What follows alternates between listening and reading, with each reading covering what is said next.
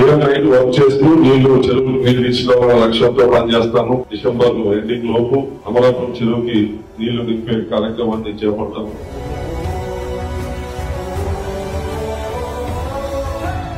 అభివృద్ధి కార్యక్రమాలు, పార్టీ కార్యక్రమాలు ఈ 1.5 year లో వేరే నియోజకవర్గంలో ఎక్కడ జరిగిన కార్యక్రమాలని మనం చేయడం జరిగింది.